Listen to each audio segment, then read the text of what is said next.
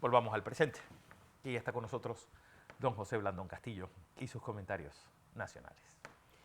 ¿Y usted sabe por qué en Centroamérica se mantienen las heridas de la guerra? Porque no hubo justicia. Sí. Entonces se resolvió políticamente un problema, pero solo la justicia trae paz. O sea, no puede haber paz Si no hay justicia. si no hay justicia. Y le traigo esta reflexión porque en este mundo de complejidades, mire usted lo que está pasando en Israel hoy. Manifestaciones multitudinarias contra Benjamín Netanyahu. Casi poco. Asumió la dirección nuevamente, su quinto periodo. Y él está planteando reformas para mantener el control de la Corte Suprema de Justicia en Israel. Entonces, esto es visto mal por la oposición, que por miles se tiró a la calle. ¿Por qué? ¿Qué pasa en Perú? ¿Qué pasa en nuestros países? En Panamá no deja de ser una realidad también. Es que nosotros no aspiramos a tener justicia. Nosotros queremos linchamientos. Y si usted no respeta el debido proceso, entonces no hay Que justicia. es parte fundamental de la justicia, los debidos procesos. ¿Qué es lo que está pasando en El Salvador? La gente aplaude lo de Bukele. Aquí también pueden agarrar a todo el que crean que es sospechoso, meterlo en la cárcel y botar la llave y vamos a tener las calles limpias. Pero ¿qué va a pasar con ese montón de gente que está metida en esa cárcel en El Salvador? Tú estás poniendo de acuerdo a gente que no tenía, no se hablaba ni siquiera. ¿Qué va a pasar cuando alguien se dé cuenta de que esa gente, pues, o no hay pruebas o no hay, o se les violaron sus procesos? ¿Qué va a pasar cuando esa gente vuelva a la calle? Bueno, yo les puedo decir a ustedes que hay miles de personas detenidas en El Salvador. 60.000 personas. Pero hay miles de ese que no tienen nada que ver con las maras, ni con nada.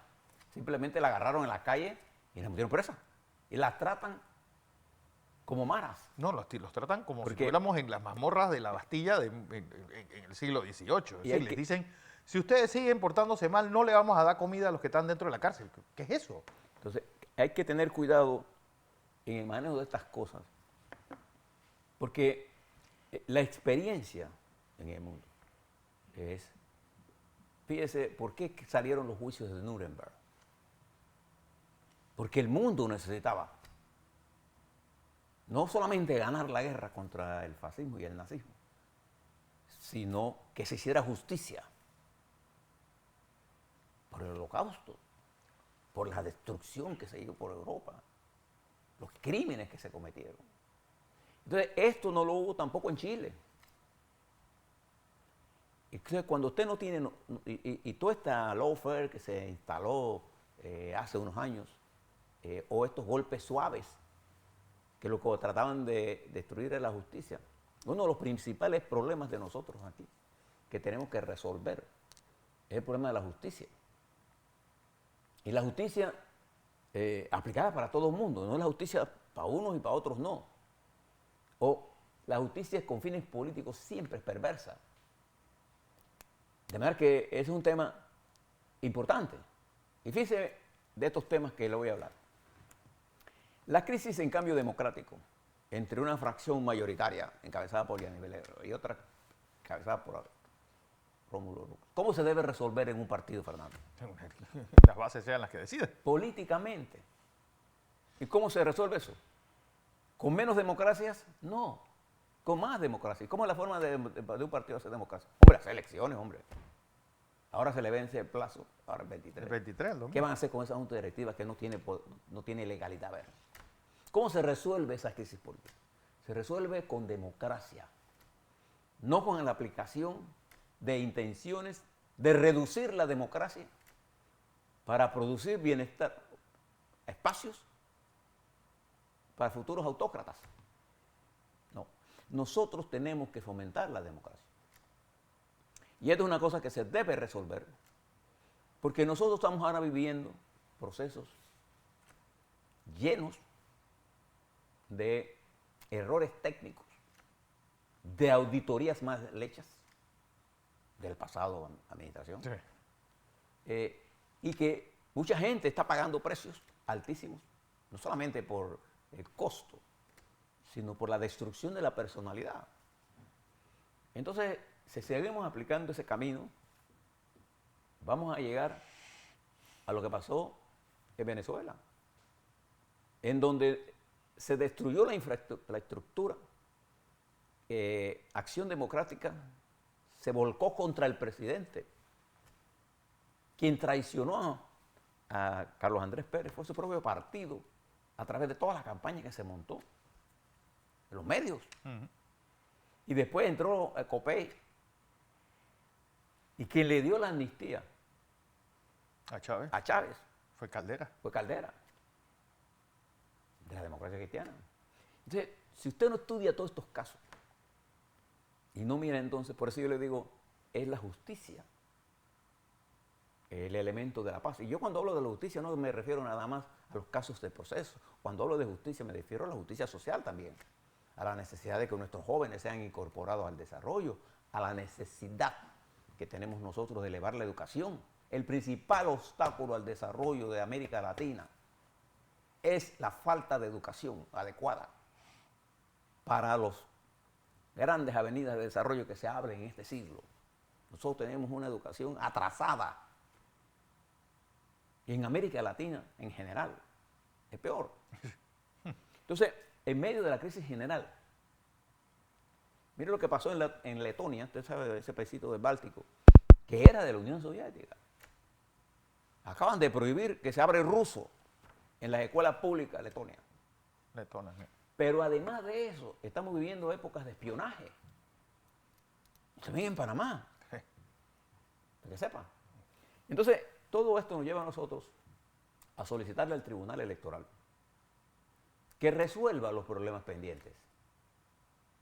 Y vamos a ver estos días este caso de Cambio Democrático, que se resuelva ese problema, que se resuelva el problema de estos ataques que se están saliendo en redes sociales y cómo lo vamos a controlar.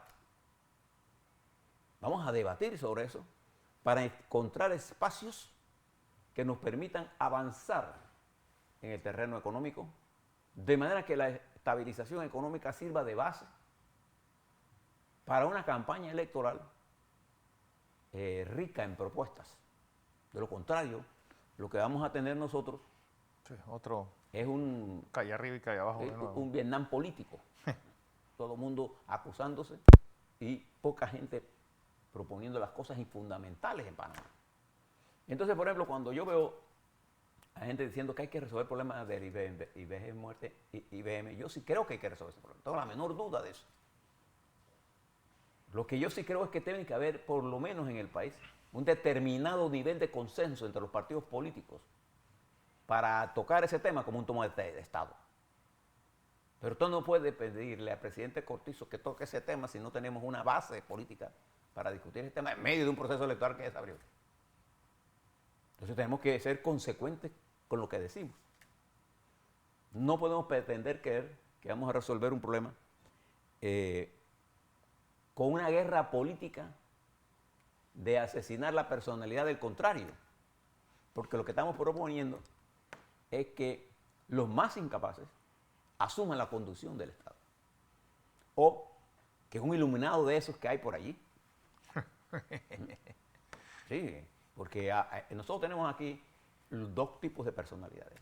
Los profetas del desastre, que son los que siempre todo lo ven mal. Usted nunca los ve proponiendo cosas serias. Absolutamente nada serio.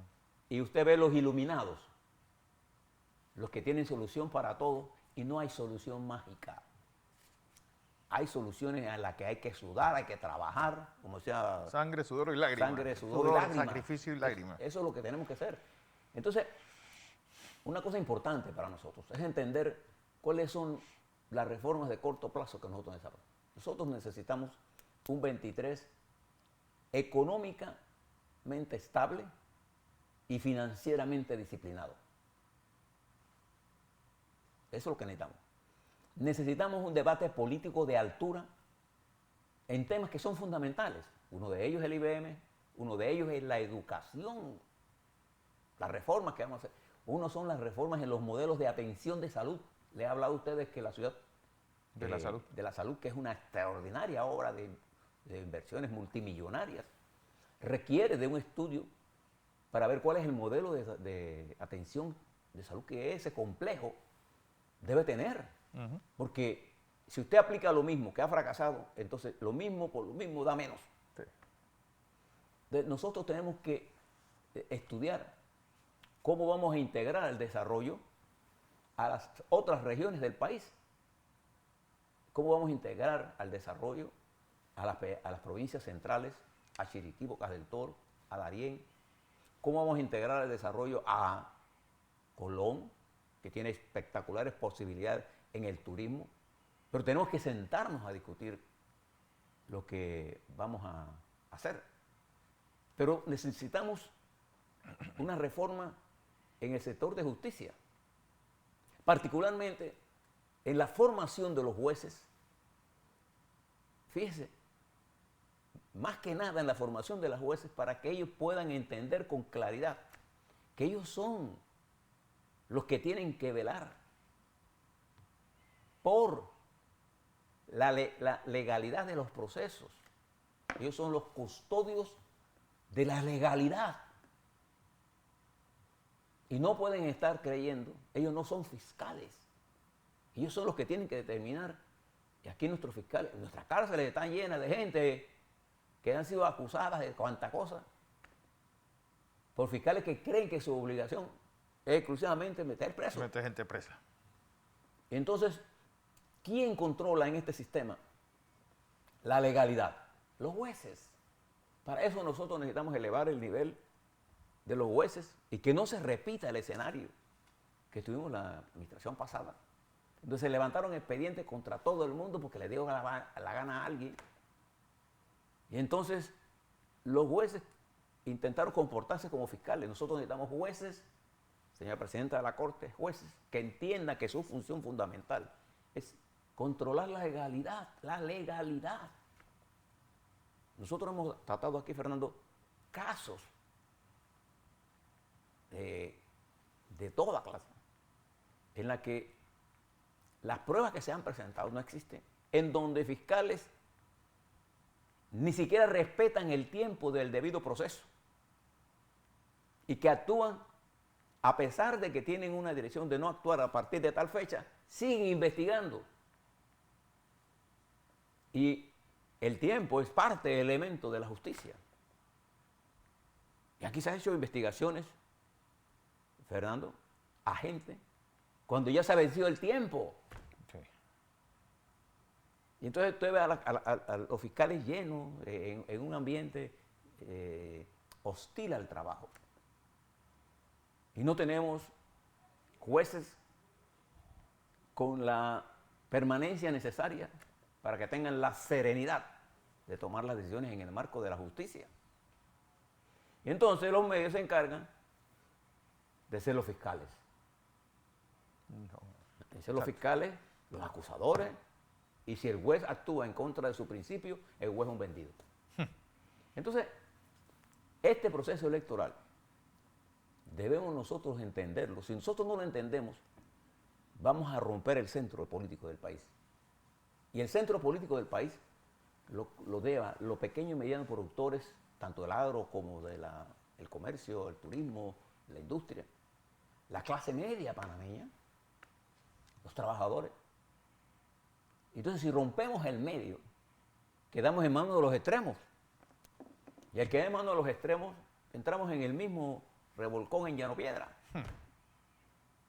Entonces, mi recomendación, Fernando, para hoy, a la mitad del año, del primer mes del año, es que el Tribunal Electoral asuma el papel que tenga que hacer. De árbitro.